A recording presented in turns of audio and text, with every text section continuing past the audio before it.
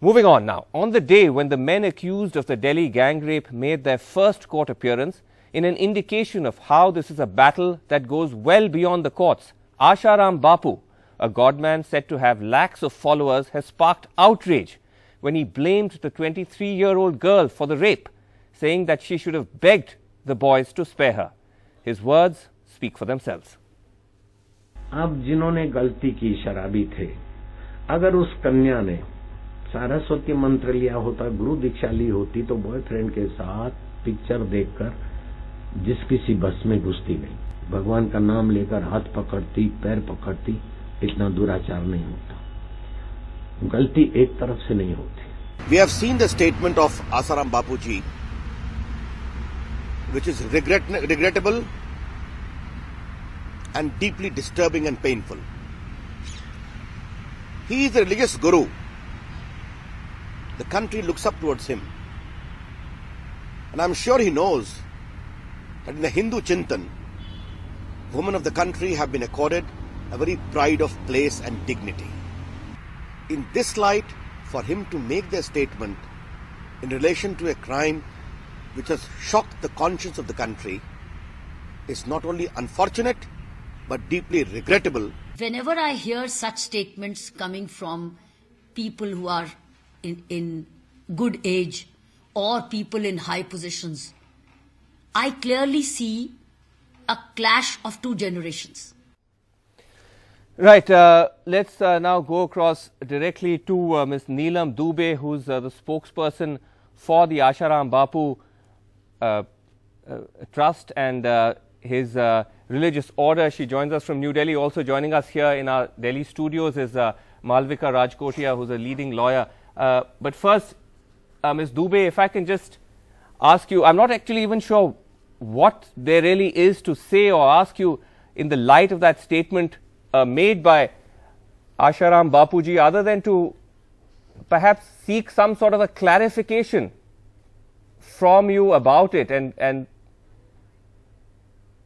even retract it. But we will come back to Ms. Dubey in just a second. We're still trying to get the line through to her. But Malvika, one is at a loss for words really at this stage, that kind of statement. Yeah. See, the two things, all of these last few days, I mean after 16th of December, what has constantly been brought home to me, something, I mean what I'm shocked by is that I did not realize, and how could I, working in the area that I do, etc., not have figured out the absolute depth of dislike that men generally have for women. I mean, I have to confess that I did not. I used to think that perhaps women's liberation, feminism, etc., has come up to a point, given us the right to vote, we are working, we are educating, you know, we're bringing food home and putting food on the table, right, all of those things. But I didn't think that the battle's not over. I just have realized that actually it's a whole new level that it has to be taken to. Well, it was surprising because the initial few days of protest saw the large-scale involvement of men, and we saw also public statements being made across the board, political parties, a whole range of institutions which are otherwise known for fairly entrenched patriarchal mindsets coming out and expressing their outrage and grief. But that's fabulous. But then now we've started seeing, enough. It's clearly not enough, and now we've started seeing one public figure after the other making statements which is undoing all that initial sense of solidarity. Exactly. And that comes from not being able to understand or be sensitive to issues of gender. I mean, now Asaram Bapu, I have no idea, why doesn't he say that when a person is about to be murdered, maybe the murder won't happen if the person appeals. Right. Why should it be that the victim of a murder, which could happen in any ashram or anywhere it's commonly, he doesn't say, my God, please, why aren't you pleading enough? Yes. And yet, for the girl, she still has to beg, and she didn't beg enough. Is what he's saying. No, and it is repulsive, the thought that you are not even allowing her the dignity, and you seem to think that the fault is hers, that she didn't beg. No, and the worrying thing is that these are individuals who have millions of followers, and which is why we are giving a statement like this prominence, and which is why we're discussing it on the 9 o'clock news. Which is the Otherwise we worrying won't. thing. Which is the worrying thing. And here is something which is in some ways perhaps even more disturbing, that today he actually was at a public gathering where he issued a clarification, but it turned out to be less a clarification, more indirect defense of his initial statements. And in fact, he went on to say that he's worried that there are laws being made which could be abused by women, as he put it, of ill repute. Here's what he had to say.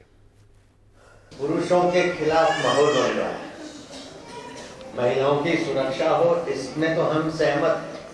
महिलाओं का सम्मान हम जितना बढ़ाना चाहते हैं उतना तो तुम लोग सोच भी नहीं सकते हो। नारी उत्थान आश्रम इसीलिए बना, महिला जागृति प्रोग्राम इसीलिए किए। फिर भी मैंने कहा कानून ऐसा न बने कि कोई झूठा मूठा एक दूसरे को हरित को नीचे दिखाने के लिए कई बाजारों महिलाओं का उपयोग करके कानून का दुरुपयोग होगा। Right, Madhukar, you wanted to comment on this? Yeah, you know, this thing about misuse, it's been the standard reaction with regard to, ever since all laws with regard to protection of women came in. Of course, there is always that scope, but nobody has thought of removing section 302 from the Indian Penal Code because people get wrongly framed for murder. India's #1 news app just got even better. Download NDTV's new app.